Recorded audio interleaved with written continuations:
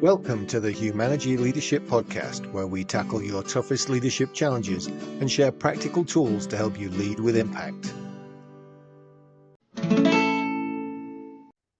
So welcome to this episode of the podcast, and this is from our First Friday series, this time talking about prioritization and how we can get a better handle on the things that we should be doing and put away some of those things that can distract us and take up our time.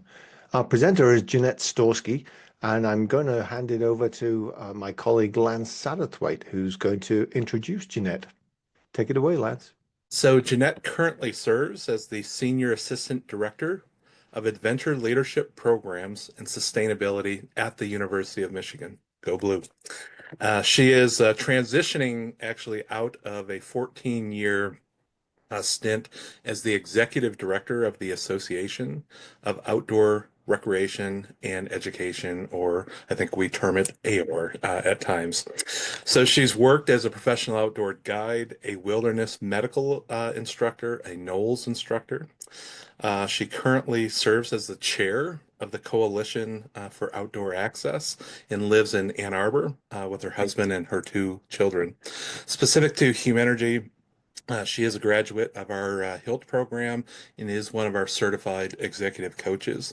And just on a side note or a personal note, in the time at least I've gotten to know Jeannette, there's, I think, three qualities that I just want to highlight. One is she is particularly keen and observant.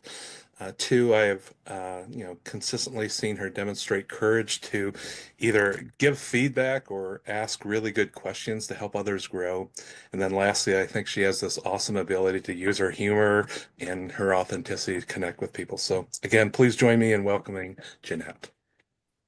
Well, thank you, Lance, and thank you all for joining us today. I'm so glad that you're here to listen and engage and talk about priorities. So I really appreciate, and we'll give a nod to you all making this a priority. So I don't know about you, but I'm guessing you do have a couple to-do lists, and I'm guessing that your to-do list might look like this, but you actually might have a couple more things, a couple more pages, and a couple more boxes to check off.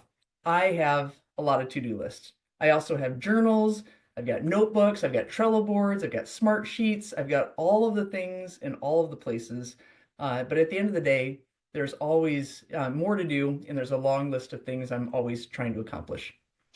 I wanted just to kind of level set this brief kind of conversation that we're going to have about prioritization and acknowledge that high achievement people always think that we can accomplish more than we really can. And I'm sure I'm seeing Trish smile there, and many of you probably are thinking the same thing, like, man, if I just put it down, I'll just get to it, I can move things forward. I think that's always our hope and our intention, but often we fall short of that.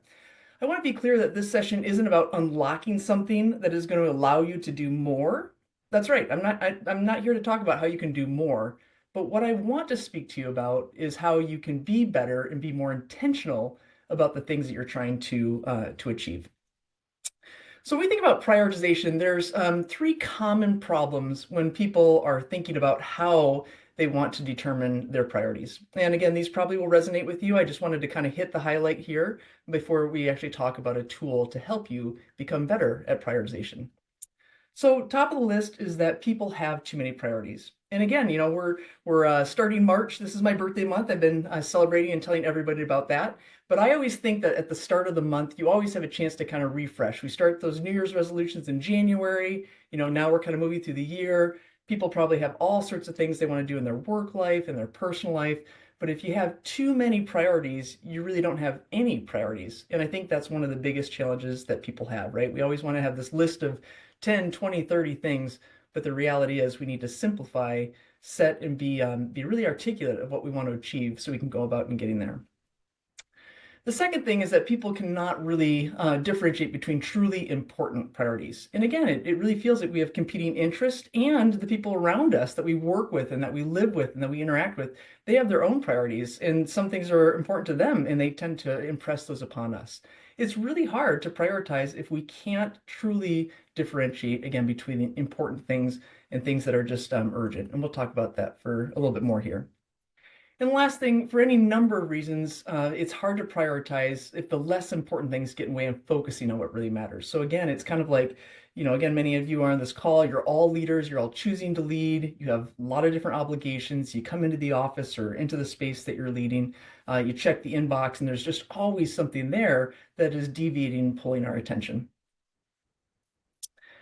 Many of you have probably seen this tool. Now, this is the Eisenhower Matrix, and this is what we're just going to review today as we talk about how to discern and help you prioritize and taking that long to-do list that you have and run these through these different filters. Now, in just doing a little bit of research for this presentation, I wanted just to speak to that we don't actually know if Eisenhower created this matrix or actually ever used it. So I thought that was kind of fun in looking it up. So there's no actually evidence that he, again, did in fact produce this. Rather, it seems from when he was giving a conversation, he was speaking to a board of actually a college realm. He talked about what is seldom and urgent. I'm sorry, what is important is seldom urgent, and what is urgent is seldom important. And actually, he just was known for that quote, and that led into kind of the development of this Eisenhower matrix. All right. So we're going to talk about how we want to move our list of things forward that we have generated and run it through a couple different filters. The most important quadrant for us is to really discern what is both urgent and what is important. And we call this the do first quadrant. So these are the things that you would go about that really are imperative to your role and into your position. So these are like the core functions of your job. And I'll just use the word job in this presentation. But again, if you aren't in a workspace, but you're managing a household or other things, like what things you have to do that are core to your responsibilities. So this is the things that are urgent and important, things that have tasks with deadlines and strong consequences, high consequence things. So an example for something that would fall into this do first quadrant would be maybe reviewing a contract that had a deadline or a document that your supervisor is asking for tomorrow, right? So again, these are the things that are highest and best use of your time that have a deadline or a consequence. The second quadrant we want to talk about is the to schedule quadrant. So again, these things that fall in and they have some urgency to them, right? They're important, but not, I'm sorry, not as urgent. So things that are important, but not urgent. So these are things that you build into your calendar, like today's session, right? So you saw the email come in, you thought this was something that was going to be important for you to improve yourself and in your leadership, and you made it a priority to schedule this one. So tasks with some unclear deadlines that contribute to your long-term success would fall in this arena. And I wanted also just to expand upon here that there could be some other things in this arena. So maybe it's your fitness goals. Maybe it's time with people that you care about. These are things that are important to you that require you to build a propensity to find success by building them into your schedule. So again, work and personal, that you have time to advance them. Again, if you have a budget thing that is coming up for many of us in kind of my world, breaking that apart, scheduling time to do that work. All right, this is everyone's probably favorite category, right? So the not important but urgent. And I say that with a little bit of sarcasm because candidly, it's pretty hard to delegate. These are the things that come across your plate or on your to-do list that, again, there's some urgency behind them, but they're not important. And it's really hard for us to separate, I think, personally speaking, this category. Tasks that have to get done, but maybe don't require your skill set. Now, Humanergy and David Wheatley have a great podcast on the difference between kind of $15 hour work and $75 hour work. And I think that actually sets really well in this quadrant. Sometimes there's job tasks and functions that we were hired to do when we were earlier on in our career when we're starting something else off where we kind of came in at that lower pay rate. Some things that fell in our responsibility.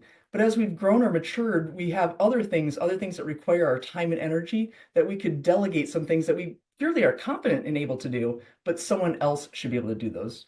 One thing that might be really hard is maybe attending a meeting, like something that we've always gone to pick up some information. Maybe we can send someone else to take the notes and report back to us. So just something like that.